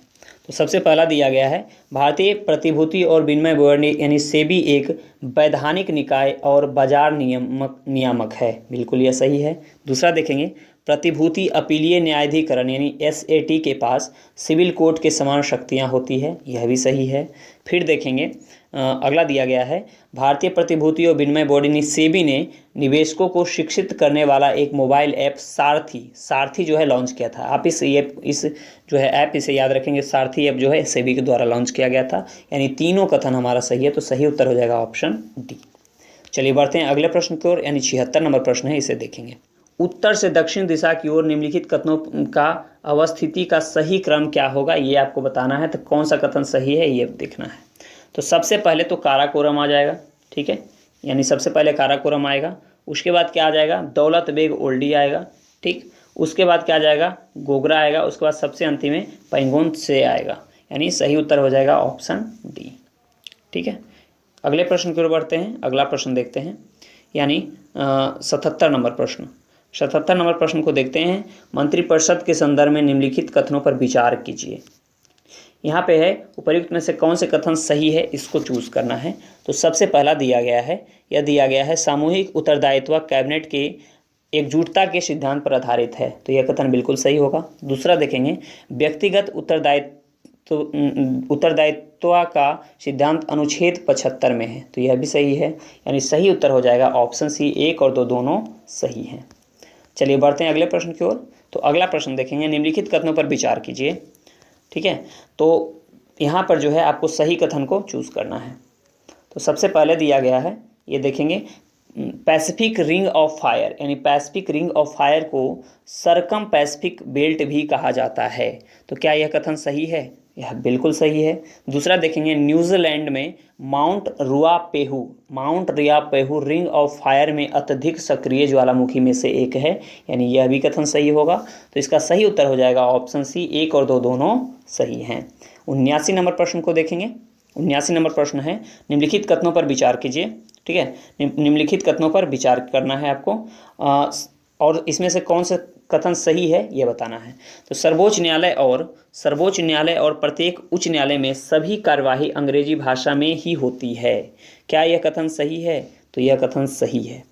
दूसरा देखेंगे, दूसरा दिया गया है, किसी राज्य का राज्यपाल राज्य के उच्च न्यायालय की कार्यवाही में किसी राजभाषा के प्रयोग से को अधिकृत कर सकता है, तो यह भी सही हो जाएगा। तीसरा देखेंगे, भारत में शास्त्रीय भाषा का दर्जा प्रदान करने के लिए कोई मानदंड नहीं है, तो यह गलत है, इसका भी मानदंड है।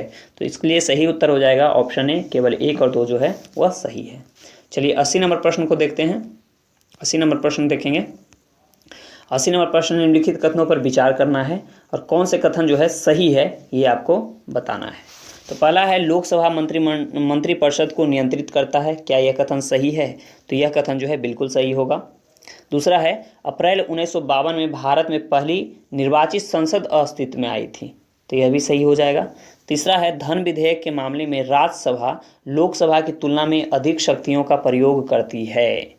ठीक है, क्या यह कथन सही होगा? तो यह कथन बिल्कुल गलत हो जाएगा, क्योंकि यहाँ पे राज्यसभा के पास कोई भी शक्ति नहीं होती है।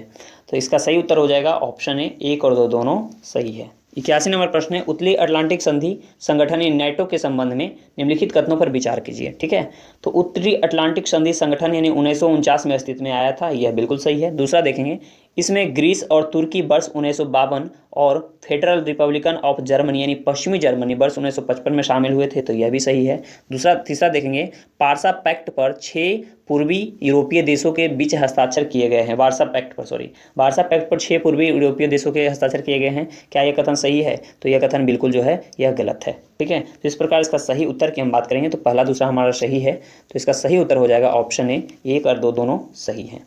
चलिए बढ़ते हैं अगले प्रश्न की ओर। 82 नंबर प्रश्न है, इसे आप देखेंगे, राष्ट्रीय सौर ऊर्जा संस्थान के संदर्भ में निम्नलिखित कथनों पर आपको विचार करना है कि कौन से कथन जो है इसमें सही है। ठीक है, तो देखिए पहला जो दिया गया है वो राष्ट्रीय सौर ऊर्जा संस्थान पर्यावरण, वन और जलवायु परिवर्तन मंत्रालय के तहत स्थापित एक विशेष स्वायत्त संस्था है। तो क्या यह सही है? यह कथन बिल्कुल गलत है। ठीक है, अगला देखेंगे, क्योंकि यह एक स्वायत्त विशेष संस्था है जो कि नवीन और नवीकरणीय ऊर्जा मंत्रालय भारत सरकार के अंतर्गत आती है। ठीक है, तो इसलिए पहला कथन तो गलत हो जाएगा। दूसरा कथन देखेंगे, यह अनुसंधान एवं विकास और घटक परीक्षण और प्रमाणन, क्षमता निर्माण और उत्पादों के अनुप्रयोग तथा उनके विकास हेतु अधिदेशित हैं। तो क्या यह कथन सही है? यह कथन सही है, इसलिए सही उत्तर हो जाएगा ऑप्शन बी, केवल 2 सही हैं। अगले प्रश्न की ओर बढ़ते हैं, यानी 83 नंबर प्रश्न है हमारा, उसे आप देखेंगे, उदारवाद के संबंध में निम्नलिखित में से कौन सा कथन जो है सही नहीं है? कौन से कथन सही नहीं है ये आपसे पूछ रहा है। ठीक है, तो यह सभी कृत्रिम दबावों के साथ साथ व्यक्तिगत स्वतंत्रता के नियमों का विरोध करता है, यह सही है। फिर आगे देखेंगे, आगे दिया गया है, यह राज्य की परिभाषा और कार्यों का विस्तार करता है, यह गलत हो जाएगा। ठीक है, आर्थिक क्षेत्र में यह मुक्त व्यापार और उत्पादन का समर्थन करता है, यह सही है। यह विचार और अभिव्यक्ति की स्वतंत्रता का समर्थन करता है, यानी यह भी सही हो जाएगा। तो सही उत्तर क्या होगा? इसका सही उत्तर हो जाएगा ऑप्शन बी। चलिए बढ़ते हैं हम अगले प्रश्न की ओर। अगला प्रश्न है 84 नंबर प्रश्न है, परमाणु प्रसार संधि यानी एनपीटी के संबंध में निम्नलिखित कथनों पर आपको विचार करना है। ठीक है, तो इसमें से कौन से कथन सही है ये आपको बताना है। तो पहला है, एनपीटी का उद्देश्य परमाणु हथियारों और हथियार प्रौद्योगिकी के प्रसार को रोकना है, बिल्कुल यह कथन सही है। दूसरा देखेंगे, दूसरा है कि इस संधि से बाहर होने वाला एकमात्र देश उत्तर कोरिया है, तो यह भी कथन सही है, यानी दोनों कथन क्या है? सही है, तो सही उत्तर हो जाएगा ऑप्शन सी। चलिए बढ़ते हैं अगले प्रश्न, यानी 85 नंबर प्रश्न है, निम्नलिखित में से कौन सा संगठन वैश्विक जोखिम रिपोर्ट प्रकाशित करता है, ये आपको बताना है। ठीक है, तो इसमें जो है दिया गया है विश्व आर्थिक मंच, विश्व बैंक, विश्व व्यापार संगठन और अंतर्राष्ट्रीय मुद्रा कोष। तो देखिए वैश्विक जोखिम रिपोर्ट जो है विश्व आर्थिक मंच द्वारा जारी एक वार्षिक रिपोर्ट है, यानी पहला कथन तो हमारा क्या है, पहला तो ये जो है विश्व आर्थिक मंच, इसमें सही हो जाएगा। ठीक है, तो इसलिए सही उत्तर हो जाएगा ऑप्शन ए। चलिए बढ़ते हैं हम अगले प्रश्न की ओर, यानी 86 नंबर प्रश्न देखते हैं। 86 नंबर प्रश्न देखेंगे कि इसमें कह रहा है दक्षिण पूर्वी एशियाई देशों का संगठन यानी एशियान के संबंध में निम्नलिखित कथनों पर विचार करना है और कौन से कथन इसमें सही है ये आपको बताना है। ठीक है, तो सबसे पहला दिया गया है कि आसियान को वर्ष 1967 में 5 देशों के द्वारा स्थापित किया गया था, तो यह बिल्कुल सही है। ठीक है, दूसरा देखेंगे आसियान क्षेत्रीय मंच यानी ARF इंडो पैसिफिक में सुरक्षा वार्ता का एक अंतर्राष्ट्रीय मंच है, यानी दूसरा भी कथन हमारा सही होगा, तो सही उत्तर हो जाएगा ऑप्शन सी। बढ़ते हैं अगले प्रश्न की ओर, तो अगला प्रश्न देखेंगे निम्नलिखित कथनों पर विचार करना है। ठीक है, तो निम्नलिखित कथनों पर विचार करना है और कौन से कथन इसमें सही है ये आपको बताना है। तो इसमें देखेंगे दक्षिण एशियाई क्षेत्रीय सहयोग संगठन सार्क की स्थापना 8 दिसंबर 1985 को ढाका में सार्क चार्टर पर हस्ताक्षर के साथ हुई थी, तो पहला कथन तो सही है। दूसरा है मॉरिशस सार्क का पर्यवेक्षक है, यह भी सही है।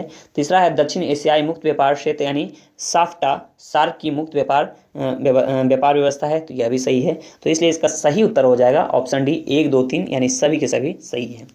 चलिए बढ़ते हैं 88 नंबर प्रश्न पे, तो 88 नंबर प्रश्न को देखेंगे। 88 नंबर प्रश्न में है निम्नलिखित कथनों पर विचार कीजिए और कौन से कथन इसमें सही है ये आपको बताना है। तो इसमें दिया गया है कि वस्तु एवं सेवा कर परिषद केंद्र और राज्यों का एक संयुक्त मंच है, बिल्कुल यह सही है। दूसरा दिया गया है कि केंद्रीय वित्त मंत्री GST परिषद का अध्यक्ष होता है, यह भी सही है। तीसरा है GST परिषद की प्रत्येक माह में कम से कम एक बैठक होती है, यह गलत हो जाएगा। ठीक है, तो सही उत्तर हो जाएगा ऑप्शन ए, 1 और 2 सही है।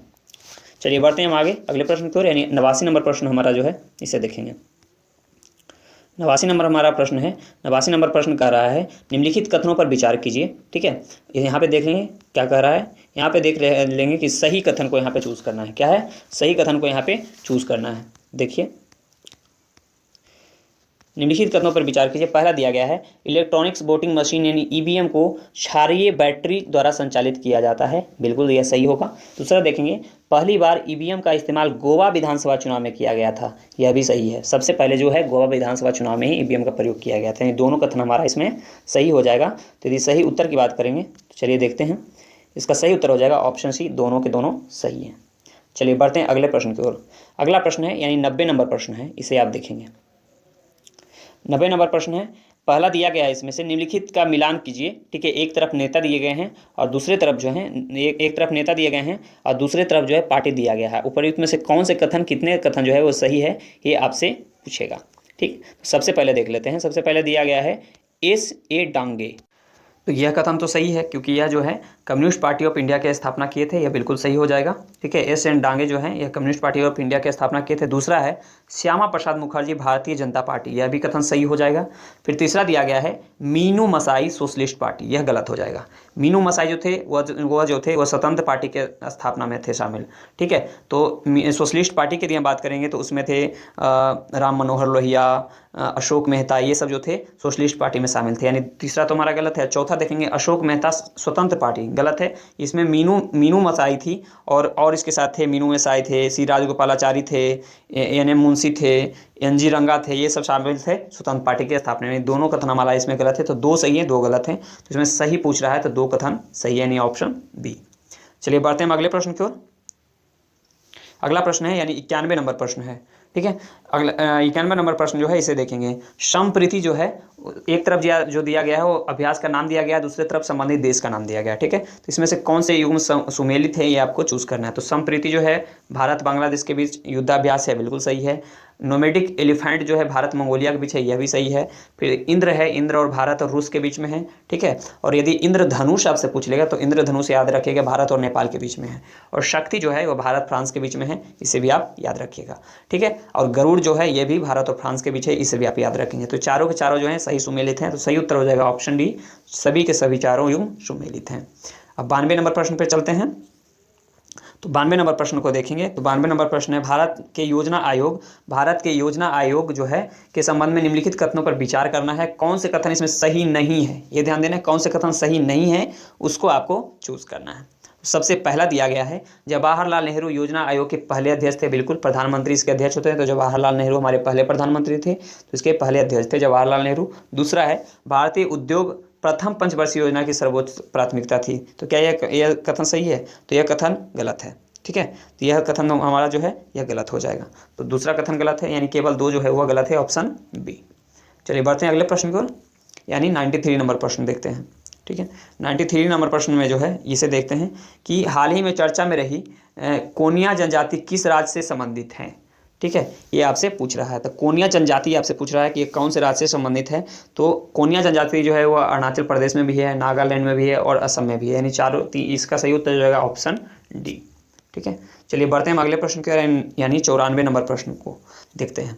तो इसमें जो है, निम्नलिखित में से किस प्रकार के जल संसाधनों में केज एक्वाकल्चर तकनीकी का प्रयोग किया जा सकता है। नीचे दिए गए कूट का प्रयोग कर सही उत्तर को आपको चुनना है।